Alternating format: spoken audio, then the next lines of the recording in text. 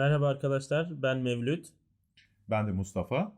Bugün sizlerle yeni bir projenin ilk adımını gerçekleştiriyoruz.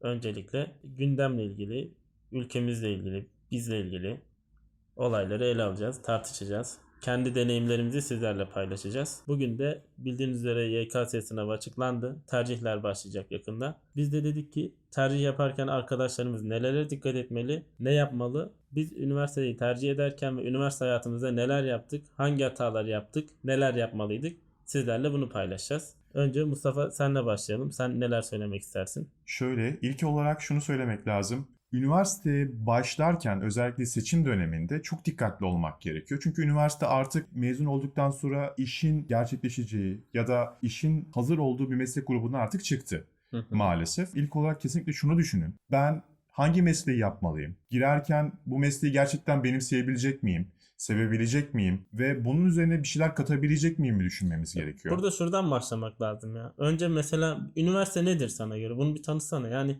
üniversitede ne yapılıyor da biz meslek sahibi oluyoruz? Ya da üniversitenin amacı ne sana göre? Üniversitenin amacı herhangi bir şey değil bana göre. Yani Hı hı. normalde Türkiye standartları dışında çok fazla şey.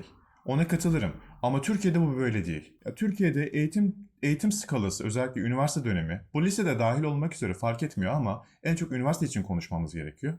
Üniversitede insanlar genelde teorik eğitim Hı alırlar. hı. Pratiksel eğitim almazlar. Genelde şunu düşünmeniz lazım. İlk olarak nasıl pratik eğitim ben alırım düşünmemiz gerekiyor. Bu pratik eğitimlerden kastım mesela Hı hı. tasarımcıysanız illüstrasyonlar, ne bileyim fotoğrafçıysanız fotoğraf makinelerinin nasıl çekildiği enstantane ayarları, diyafram ayarlarını çok rahat bir Hı şekilde hı. öğrenmeniz gerekiyor. Bunu tabii ki okullarda çok fazla öğretilmiyor. Üniversite yaşamında öğretilmiyor. Ya ben şanslıydım. Belli oranda daha öncesinde deneyimim vardı, altyapım vardı. Ama gittiğim üniversitede çok fazla bununla ilgili bana bir şey sunmadılar. Ya burada aslında konudan da çok sapıyoruz. Üniversitede yaşadıklarını da geçiyoruz ama bizim için şu an diye en önemli olan üniversite tercihi kısmı. Yani üniversiteyi tercih ederken ben ne yapmalıyım? Yani burada şuna geleceğim. Yıllar önce biz bir üniversite tercihi yaptık ama şimdiki aklımız olsaydı nasıl bir üniversite tercihi yapardık? İlk önce bunu arkadaşlarımıza anlatalım. Burada şuna değineceğim. Üniversiteye gitmek isteyen bir aday nelere dikkat etmeli, ne yapmalı?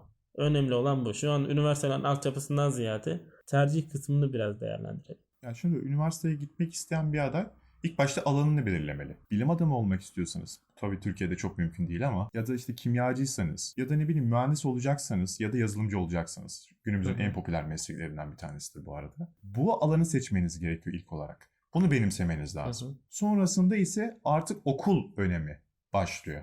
Okulda oradaki hocaların verebileceği eğitimler, yazmış olduğu makaleler, daha sonrasında piyasada ne kadar çok fazla çalışıp çalışmadığı, bununla ilgili bilgiler. Buna belki ulaşmanız çok zor olabilir ama internet ortamındayız ve sosyal medyada herkesler çok fazla Hı kullanılıyor. hı. LinkedIn gibi sayfalardan çok rahatlıkla bu tür şeyler, geçmişler öğrenilebilir. Bana göre benim kişisel tavsiyem şu olur üniversite okuyacak öğrencilere. Ailelerimizde, annelerde, babalarda şu bakış açısı çok var. İşte garanti mesleği olan, işte devlet atanabileceği bir bölüme gitsin kafası çok var. Yani bundan ziyade çocukların bölüme göre değil de aslında üniversiteye göre tercih yapmaları daha mantıklı. Yani senin dediğine geliyor olay aslında. Yani nedir? Örnek veriyorum öğretmen olmak istiyor. Öğretmen olmak isteyecek. Şimdi Kırklareli'nde de öğretmenliklerle ilgili bölümler var. Tokat'ta da var, Sinop'ta da var, Zonguldak'ta da var. Ama İstanbul'da da var, Ankara'da da var ya da Eskişehir'de de var. Burada üniversitelerin imkanlarını değerlendirebilmek daha önemli. Çünkü Eskişehir'de aldığınız eğitimle Eskişehir'de sahip olduğunuz fiziksel şartlarla ya da Ankara'da, İstanbul'da sahip olduğunuz fiziksel şartlarla Tokat'taki, Kırklareli'ndeki, Kırşehir'deki aynı olmayacak ve oradaki hayata bakış açısı da aynı olmayacak. Üniversite aslında bizlere bakış açısı kazandırdı. Ve burada biraz da önemli olan şey sizin ne istediğiniz ve üniversitenin geleceğe bakış açısı. Mesela bir üniversitenin vizyonu olmalı. Eğer bir üniversite devlete memur yetiştirmek ya da insanlara meslek lisesi muamelesinde bulunuyorsa burada bir sıkıntı var zaten. Yani eleştirdiğimiz konu da bu aslında. Evet. O yüzden üniversitenin sunmuş olduğu imkanlar işte Erasmus, Ferabi, öğrenci değişim programları, Erasmus kapsamında anlaştığı ülkeler. Mesela Polonya ile her okulun anlaşması var zaten. Ama bir İngiltere ile, bir Portekiz'le ya da İspanya, Almanya gibi ülkelerle de anlaşmalı olmalı. Fransa keza, İtalya. Yani buralarla da gideceğiniz bölümün anlaşması olmalı.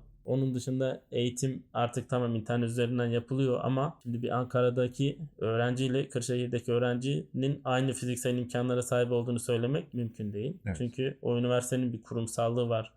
Bir de etiket var. Etiket de çok önemli. Çünkü düşündüğün zaman Hacettepe mezunuyla yani Kırşehir Üniversitesi'ni kötülemek değil amacımız ya da diğer Anadolu'daki üniversiteleri kötülemek değil. Ama gerçek şu ki Hacettepe mezunuyum demekle Kırşehir Üniversitesi mezunuyum demek arasında dağlar kadar fark var demek yani. Bunu da göz önünde bulundurmalılar. Yani burada demek istediğim bölüme göre değil, üniversitenin bulunduğu şehre ve üniversiteye göre de tercih yapmak zorundalar aslında. Ayrıca şundan da bahsedelim. Evet, üniversiteye göre tercih yapmalılar ama üniversitede verilen eğitimi de çok baz almamalılar. Kesinlikle. Çünkü üniversitede verilen eğitimde baktığınız zaman tamamen teorik bir anlatıma sahip olduğu için tamamen bir akademisyen, bir memur yetiştirme sıfatıyla bir eğitim sistemi verildiği için bize orada nasıl ben pratiksel anlamda nasıl üniversiteye katkı sağlayabilirim? Etkinliklerde ne kadar rol alabilirim? Ya da ne bileyim arkadaşlarımla nasıl bir beraber grup içerisinde bir etkinlik yapabilirim? Network'ümü nasıl geliştirebilirim? Aslında bunlar için üniversite çok biçilmiş bir kaftan. Bu etkinlikler bize gerçekten çok şey kattı. Ben birçok etkinliğin içerisinde yer aldım. Hala da yer almaya çalışıyorum elimden geldiğince. Onların bana verdiği, sunmuş olduğu katkılar gerçekten yadsınamaz bir payı var. Onu o şekilde ifade edebilirim. Anadolu üniversitelerinde mesela bir tiyatroya gidemezsin. Kırşehir'de, Kastamonu'da, Karabük'te her zaman tiyatro, konser ya da ne bileyim müze gezisi yapamazsınız. Türkiye'nin her yerini gezemezsiniz. Ama İstanbul'da, Ankara'da, Eskişehir'de kişisel gelişiminize daha çok katkı sağlarsınız. Yani burada evet kişinin kendisinde de olmalı. Mesela gittiğiniz bölümle ilgili kendinizi geliştirmek size bağlı bir şey.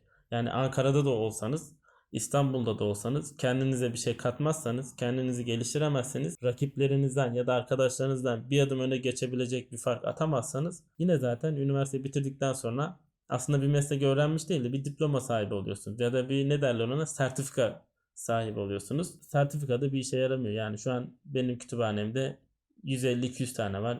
Sende de bir o kadar vardır diye düşünüyorum. Evet, var. Ama bir işe yaramıyor. Evet. O yüzden kişisel gelişim ve kendinize kattığınız şeyler sayesinde aslında bir adım daha öne çıkarsınız. Bununla beraber bir de artık teknoloji dönemindeyiz. O yüzden seçtiğiniz bölüm de çok önemli. Yani bir mühendisliği de seçseniz, ne bileyim iletişim fakültesini de seçseniz, özellikle iletişim fakültesini seçmeniz ve oradaki seçeceğiniz üniversite bence çok çok daha önemli. Yani Kesinlikle. bir iletişim fakültesi okuyan öğrencinin şu anda artık yazılımı daha az çok bilmesi gerekiyor. Teknoloji okuryazarlığı nedir? Sosyal medya okuryazarlığı nedir? Sosyal medya algoritmaları nelerdir? Çünkü artık gazetecilik bölümlerinde, radyo televizyonda, keza halkla ilişkilerde bu bölüm okumanıza hiçbir gerek yok. Hiçbir anlamı yok zaten. Sadece diploma alıyorsunuz. Yani burada teorik olarak kendimi geliştirmek istiyorum.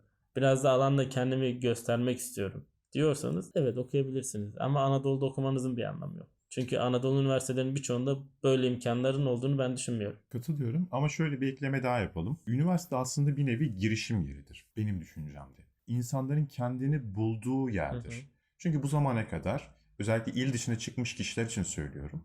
Ben birçok ilde okuma şansına sahip oldum. Ve birçok insanla tanışma fırsatına da sahip oldum. Üniversite evet diploma alınma yeri. Yani sadece bir kağıt parçası alıyorsun. Ama burada şunu düşünmeniz gerekiyor. Ben bu kağıt parçasıyla bir şey yapamayacağım ama ben üniversite içerisinde nasıl girişimlerde bulundum?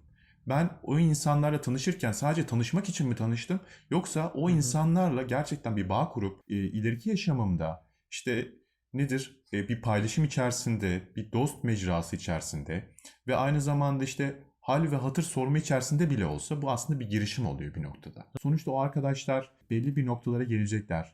Belli bir noktalarda yetki alacaklar. Ve bunlar size gerçekten belli oranda kazanç sağlayacak. Çünkü bir işletme sahibi bile olsanız mezun olduktan sonra bu insanlar sayesinde network'ünüz zaten var olacak. Sıfırdan network kurmak gerçekten çok zor. Ve bu üniversitenin vermiş olduğu imkanlardan kesinlikle faydalanmak gerekiyor.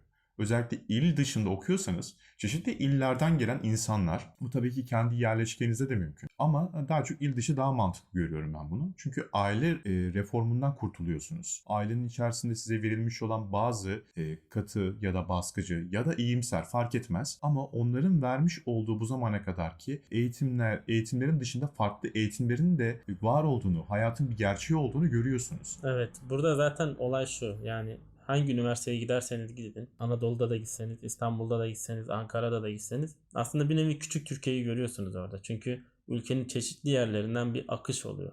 Yani Karabük'e de geliyor, Zonguldak'a da geliyor, Ankara'ya da geliyor.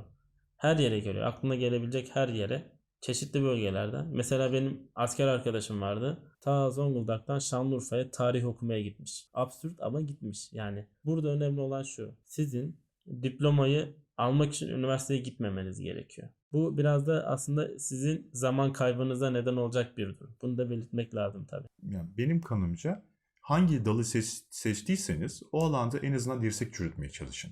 Tercihler 27'sinde başlayacak. Yanlış hatırlamıyorsam 30 tane tercih yapma hakları var. Bu tercih evranı çıktısını aldılar. ÖSYM'den tercih kılavuzunu da aldılar. Hı hı. Buradan sonra şimdi önlerinde tertemiz bir kağıt var. Evet. Bu tercih kağıdını öğrenciler hangi skalaya göre doldurmalı? Bunu değerlendirelim bence. Açıkçası bizim tabii ki bunu değerlendirelim ve bizim gerçekten bu noktada çok büyük hatalarımız da var. Bu Var. arada çünkü bizi yönlendiren herhangi bir kişi yoktu. Biz açıkçası biraz karambole de getirdik belli noktada ama En azından şuna değinelim. Mesela şimdi 30 tane tercih yapma hakkım var. Şimdi burada ben garanti kazanacağım üniversiteyi mi birinci sıraya koymalıyım? Yoksa kazanma olasılığım en az olan üniversiteden başlayıp kazanma olasılığım yüksek olan üniversiteye doğru mu sıralama yapmalıyım? yani hangi üniversiteyi isteyip istemediğiniz tamamen size kalmış bir şey ama Mesela şu örnek veriyorum. Ben tıp okumak istiyorum. Tıbbı kazanacağım. Örneğin Bülent Ecevit Üniversitesi Tıp Fakültesi benim garanti yerleşebileceğim bir bölüm. Taban puanına baktığımda. Ya da işte ne bileyim Konya Selçuk Üniversitesi var. Bu arada orada tıp fakültesi var mı bilmiyorum. Örnek vererek anlatıyorum. Belki zorlarsam yerleşebileceğim. Hani şansı açık. Kapısı açık. Ya da Eskişehir Üniversitesi var. Yine böyle zorlarsam limitlerde belki Hı hani hı. tercih etmeyen olur. Bilmem ne olur diye böyle şans eseri yerleşebileceğim bir üniversite. Şimdi ben bunları mı ön sıraya yazmalıyım? Bülent Ecevit'i mi ön sıraya yazmalıyım? Ya şöyle, burada şunu baz almak lazım. Sıralama tabii ki önemli burada. Ama mesela en çok istediğiniz üniversite vardır. Şansınızı tutabilir. Ya en azından ilk 5'i böyle doldurabilirsiniz. Ama geri kalan kısmını kesinlikle böyle karambole bir şekilde doldurmanızı çok tavsiye etmem. Burada şunu baz alabilirsiniz. Mesela gitmek istediğiniz bölüme yakındır. E, Yani üniversitenin puanından bahsediyorum, sıralaması. Hı hı. Yakındır. Oraya yazabilirsiniz. Ama mutlaka ve mutlaka tüm tercih skalasını doldurmanızı tavsiye ederim. Eğer gerçekten gitmek istiyorsanız ya da ne bileyim oradanın yaşamına ben ayak uydurabilirim, İşte oranın insanlara ben ayak uydurabilir mi düşünüyorsanız Hı hı. bunu yazın, yapın. Ama ayak uyduramayacağınız yerlere kesinlikle sırf üniversiteye gideyim diye, sırf bu ailemin baskısı, çevremin baskısından kurtulayım diye Hı hı. yapmayın bunu. Bu tamamen eziyet. Zaman kaybı. Zaman kaybı. Aynen burada artık son söz olarak şunu söylemek gerekir. Yani puanınız ne olursa olsun. Önce idealiniz önemli. Yani ne olmak istiyorum? Ne yapmak istiyorum? Kendimi ben 5 yıl sonra nerede görmek istiyorum? Bu çok önemli ve kesinlikle kendinize güvenmeniz gerekiyor. Yani bu sene de olmayabilir. Seneye de olabilir. Yani üniversite okumak Türkiye'de artık dünyanın sonu değil. Ya da üniversite okuyamamak, kazanamamak. O yüzden çok da kasmamak lazım böyle şeyleri. Ama ne istediğinizi biliyorsanız, gidişatınızı, rotanızı belirlediyseniz, bu rotada neler yapmanız gerektiğini, kendinize neler katmanız gerektiğini biliyorsanız zaten başarılı olmamanız için hiçbir neden yok bence. Ve üniversitede kesinlikle şunu atlamayın. Aileniz ne kadar baskı kurarsa kursun, üzerinizde ne kadar çevrenizden baskı olursa olsun, Hı hı. istemediğiniz bir bölüme kesinlikle gitmeyin. Gerçekten çok azap verici bir durum. Sizi böyle zindana sokmuş gibi oluyor. Ve 1 yıl ya da 2 yıl ya da 3 yıl çok büyük bir zaman kaybına yol açacağını düşünüyorum. Ve bu yüzden dolayı kesinlikle aileleriniz üzerinde baskı kurmasına izin vermeyin. Sırf doktor olması için tabii hani şu anda çıktığı zaman doktor belki bir meslek sahibi olabiliyor ama eğer olmak istemiyorsanız olmayın. Ya çünkü dünyanın sonu değil. Siz gençsiniz, dirisiniz ve başaracağınızı da eminim. Hı hı. Ve hiçbir zaman hayatınız boyunca zamanın çok değerli olduğunu kavrayın, öğrenin ve bunu hissedin. Benim son olarak diyeceğim şey budur.